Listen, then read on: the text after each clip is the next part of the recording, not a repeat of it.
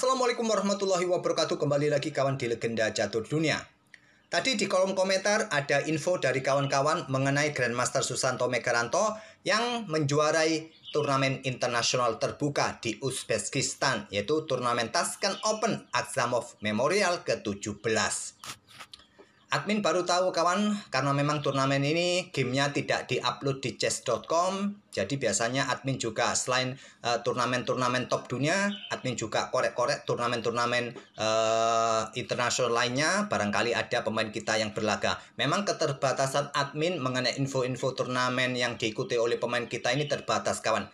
Ya, dapat infonya dari kawan-kawan di kolom komentar, ataupun juga berinisiatif mencari sendiri info yang ada di internet kawan. Kalau tidak ada, ya berharap kawan-kawan yang menyampaikan info itu. Terima kasih buat kalian yang menyampaikan info tadi kawan. Jadi ada bahan game yang bisa kita ulas dari Grandmaster Susanto Megaranto yang memenangkan turnamen internasional ini kawan.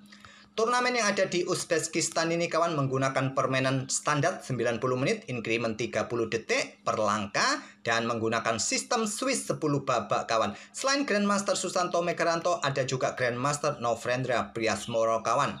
Jika Megaranto memenangkan turnamen ini dengan 8 poin kawan, hasil 7 kali kemenangan, 2 kali remis, 1 kali kalah. Sedangkan Priasmoro berada di posisi ke-14 dengan 6,5 poin.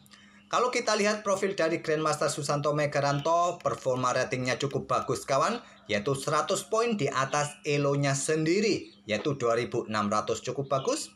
Dan hasil dari elo rating yang dia dapat sebesar 15 poin kawan. Tapi sempat juga elonya hilang 7 poin pada game kedua karena dikalahkan oleh seorang FIDE Master.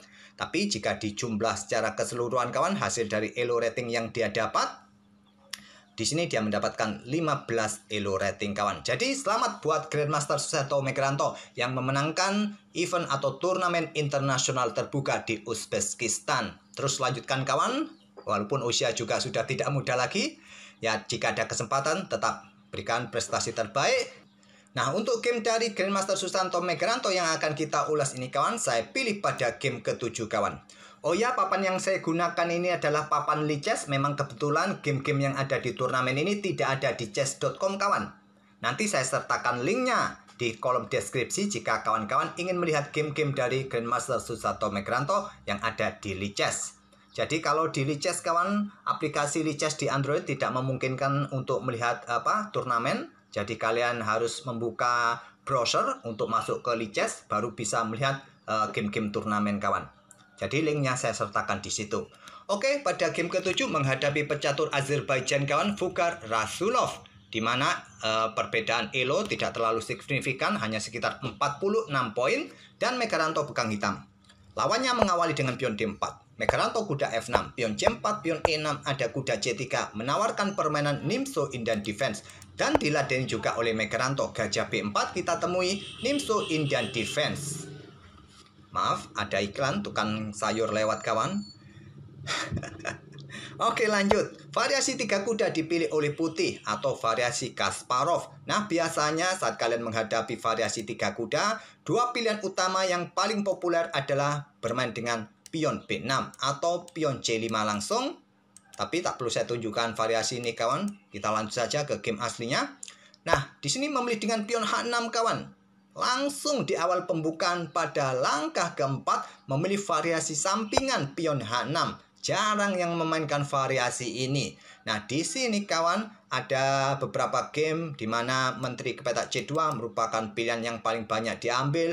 Pion G3 juga ada kawan. Memang Stockfish ini menyukai menteri ke petak C2 atau gajah D2. Inilah yang dipilih oleh Vugar Rasulov, gajah D2. Ada satu game yang memainkan pion B6, putih menang dengan game itu yang dimainkan oleh Grandmaster 2500 kawan menghadapi Grandmaster 2600 pada 2021 bulan Oktober yang lalu kawan, di mana putih menang dengan pion B6 tapi memilih rokade Megaranto. Dan ini cukup menarik, cukup langka, di mana di awal pembukaan di langkah kelima kita sudah menemui variasi atau langkah baru kawan yang belum pernah tercapai sebelumnya di tahap pembukaan di langkah kelima dalam permainan Nimzo Indian Defense dari pion H6 tadi, diikuti sekarang langkah kelima rokade. Ini cukup langka, ide dari Megaranto. Tapi mungkin di database yang lain ada sedikit perbedaan. Mungkin di chess.com sudah ada langkah seperti ini, admin tidak tahu. Tapi di database besarnya Lichess, langkah ini adalah langkah baru. Oke, lanjut kawan. Pion E3, pion C5, mulai menyerang Megaranto. Kemudian ada pion A3, memaksa Megaranto untuk bertukar gajah sikat kuda C3, ambil balik oleh gajah. Kalau kalian ambil menggunakan pion, bisa saja kawan. Kalian akan mendapatkan center yang bagus, cuma masalahnya struktur pion kalian rusak, ada pion terpisah di lajur A. Tapi sama saja kalau Stockfish juga ambil menggunakan pion B ini, ya 11-12 kawan. Tapi memang yang terkuat, alangkah baiknya struktur kalian tidak rusak. Gajah ambil kuda C3. Kuda E4 untuk menyerang gajah. Ini juga ide yang cukup langka. Seperti biasa, Megaranto ini sangat suka dengan kudanya. Dia tidak akan terburu-buru untuk menukarkan kuda dengan gajah lawan. Apakah dia ingin menyerang gajah ini kawan, atau berikan tempat bagi menteri kalau ingin keluar? Kita lihat saja. Menteri C2 dan akhirnya Megaranto menukarkan kudanya dengan gajah C3. Ambil balik oleh menteri kawan. Kita lihat saja, hanya tinggal satu kuda saja Megaranto di sini yang biasanya dia sangat suka dengan sepasang kudanya. Pion B6 sekarang perkuat pion C5-nya, buka akses bagi gajah terang untuk keluar kawan. Nah, kemudian rokade panjang ataupun juga membuka lajur D terlebih dahulu, baru rokade panjang, tapi langsung memilih rokade panjang. Menteri F6 pilihan terkuatnya kawan, atau pion C pukul pion D4, Megaranto kembangkan gajah terang terlebih dahulu untuk pressure kuda di sini. Blokade, dorong pion D5, baku hantam pion di petak D5, ambil balik oleh pion C. Nah, sekarang pion D6. Kalau kita melihat struktur pion semacam ini kawan, dengan posisi raja, rokade panjang, terblokade lajur-lajur ini, hanya terbuka di sisi putih saja, di lajur C semi terbuka. Ini tentu tidak akan menguntungkan bagi benteng untuk mendukung perwira yang lain untuk melakukan serangan kawan. Tapi masih cukup bagus di sini Megaranto untuk kosongkan ruang juga bagi kuda kawan berkembang. Putih meluncurkan serangan lewat sisi raja sekarang dengan pion G4-nya.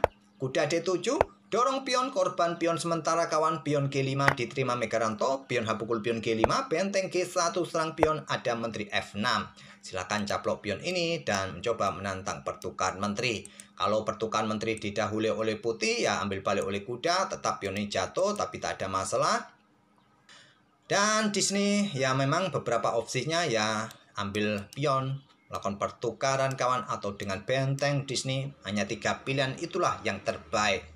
Memilih kuda caplok pion G5 dan Megaranto yang mendahului pertukaran menteri. Menteri pukul menteri C3, ambil balik oleh pion, kita masuk permainan middle game atau bisa disebut juga sudah end game tanpa menteri lagi kawan. Kuda F6, sekarang pion E4, perkuat posisi pionnya, ada benteng FE8 serang pion, ada gajah D3.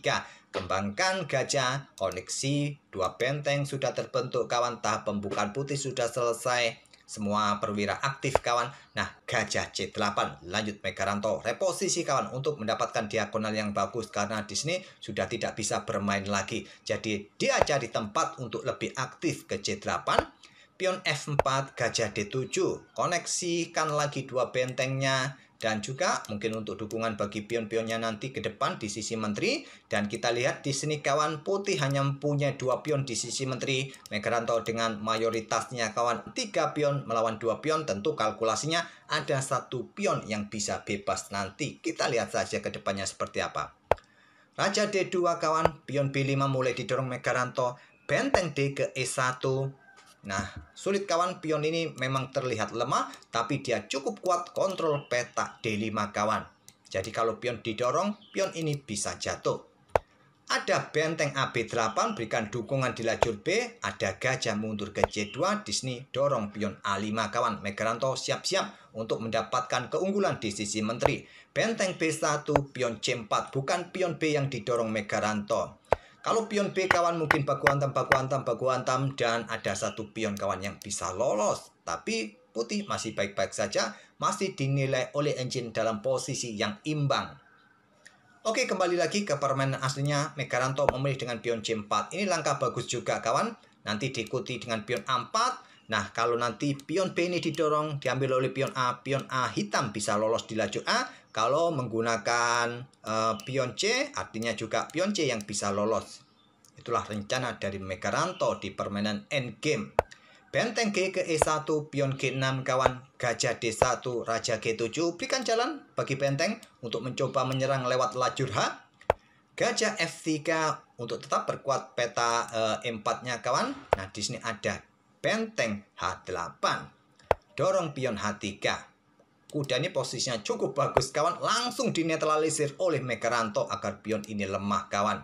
Nah, juga di sini langsung diterima pertukaran kuda, pukul kuda ambil balik oleh benteng dan persiapan doubling. Pion ini bisa direbut. Ada benteng H1, benteng H4, serang pion ini terlebih dahulu. Raja naik ke E3. Nah, di sini benteng E8, pin pion kawan. Tapi kalau Stockfish lebih menyukai benteng langsung didobling kawan di lajur H. Mungkin gajah G2. Nah, mulai dorong pion A4, kunci pergerakan pion. Nah, nanti ke depannya kawan, setelah pertukaran benteng mungkin ya sementara sih masih tanda tanya. Hitam hanya mempunyai sedikit keuntungan saja di sini kawan, yaitu dengan sekitar 0,6 poin keunggulan hitam di sini. Oke, kembali lagi ke langkah aslinya. Jadi Megaranto memilih dengan langkah benteng E8, tekan pion yang di sini. Ada ide dengan gajah kawan ke peta F5 nanti. Ya, tunggu sampai benteng ini meninggalkan tempat agar tidak menekan pion B. Gajah tarik mundur ke G2, langkah kesalahan kawan, di mana di sini putih bisa mendahului dengan pion A4 agar tidak didahului oleh hitam kawan. Jadi, dorong pion A4 terlebih dahulu, menyerahkan pion memang sementara, tapi akan memberikan jalan bagi benteng untuk naik menyerang pion D6 kawan. Beberapa langkah mungkin akan jadi seperti ini nantinya. Nah, di sini kawan, idenya mungkin jadi seperti itu. Oke, kembali lagi kawan ke langkah aslinya. Tadi setelah Megaranto bermain dengan benteng E8, gajah mundur ke peta G2. Selanjutnya di sini ada gajah F5, serang pion yang di sini idenya seperti yang saya tunjukkan tadi kawan. Nah, di sini kawan benteng E1. Kenapa tidak ambil pion di sini untuk mendapatkan materi, habiskan pion-pion ini kawan? Idenya seperti tadi kawan. Nah, diikuti dengan pion F5. Posisi hitam bagus kawan. Nanti hampir mirip dengan permainan aslinya. Memilih dengan langkah benteng B ke E1 oleh putih. Dan Megaranto korbankan gajahnya sementara seperti yang saya tunjukkan tadi kawan. Raja ke F3 dan pion ambil gajah skak. Ambil balik oleh benteng, pertukaran benteng ambil balik oleh raja. Nah, itulah tadi kawan. Coba dilihat di sisi menteri ini. Inilah keunggulan Megaranto, berharap pada pion-pion sisi menterinya kawan. Nah, benteng ini akan pasif, memberikan tempo bagi raja juga akan segera naik kawan. Raja naik ke peta F6, benteng B1 meninggalkan pionnya dan berharap juga menghabisi pion-pion hitam sisi menteri, bisa meloloskan pionnya di lajur A. Yang terkuat dengan benteng G1 untuk mencegah pergerakan pion hitam G5. Tapi benteng B1 memberikan kesempatan pion G5, Megaranto, pion ini jatuh kawan. Benteng ambil pion B5, Megaranto benteng ambil pion F4 skak. Raja mundur kawan. Nah, sekarang benteng kembali untuk menghabisi pion yang di sini. Benteng putih ambil pion A5, raja naik terlebih dahulu agar raja putih kalau kena skak kawan tidak naik lagi. Benteng bergerak ke A4, benteng H3 skak, memaksa raja mundur kawan ke peta D2 untuk menjaga pionnya. Dan di sini ada benteng naik lagi atau turun lagi kalau dari hitam untuk menjaga pionnya yang di sini. Raja caplok pion kawan dan wassalam sudah posisi putih. Benteng B4 berikan jalan bagi pionnya. Benteng F4 terlebih dahulu, pilihan dari Megaranto. Ya, ini bentuk cut off kawan, menghalangi raja agar tidak mencoba bergeser ke sisi kanan untuk mendapatkan tempo lebih cepat, tidak terburu-buru untuk dorong pionnya. Stockfish menyarankan raja bergerak ke peta E2, tapi setelah raja bergerak ke peta E2 ini pun juga ada tanda biru. Tak perlu saya tunjukkan, posisi hitam sudah sangat bagus kawan, percuma. Dorong pion G4 Megaranto, pion A4 balapan pion kawan, pion G3, pion A5, benteng F2 skak terlebih dahulu. Kalau kalian terburu-buru untuk dorong pion ini bisa promosi, benteng B1 kawan. Bisa menghadang pergerakan pion, permainan bisa remis. Keputusan yang bagus dari Megaranto, skak terlebih dahulu. Raja naik ke peta E3 dan selanjutnya benteng F1 kawan, hadang baris pertama agar tidak ada nanti hadangan dari benteng B1, tapi ada benteng B2, benteng C1, di sini benteng A2. Di sini dorong pion G2 terlebih dahulu, korbankan pion kawan. Setelah diambil oleh benteng putih, Megaranto mendapatkan pion C3 skak. Raja ke D2 dan Megaranto coba rebut pion putih yang sudah tidak bisa lagi kawan promosi. Pion ini juga lemah, nanti ada 2 pion yang terkoneksi. Masih belum mau menyerah benteng G8. Raja caplok pion D5 terlebih dahulu. Raja C2. Di sini Raja hitam D4. Benteng A8. Megaranto dorong pion D5. Pion A6. Ada benteng A5 kawan. Pion A7, kemudian di sini benteng A6. Posisi raja aman, terblokade oleh pionnya sendiri, tidak ada ancaman skak dari benteng kawan yang memungkinkan pion bisa promosi. Cukup bagus. Dan pergerakan benteng hitam ini kawan dari Megaranto memang membuat langkah menunggu kawan agar temponya putih habis. Kalau benteng yang bergeser, pion jatuh. Nah, sekarang raja ke petak B1. Benteng B6 skak. Raja ke C1, benteng B7. Nah, raja siap nanti kawan maju dan pionnya sedikit demi sedikit bisa didorong. Masih belum mau menyerah raja C2, benteng H7 masih membuat langkah menunggu dan juga persiapan melakukan skak lewat baris kedua ataupun baris ketiga ke depannya. Raja bergerak ke D2, benteng H2 skak. Raja ke D1, benteng digeser lagi ke lajur A kawan.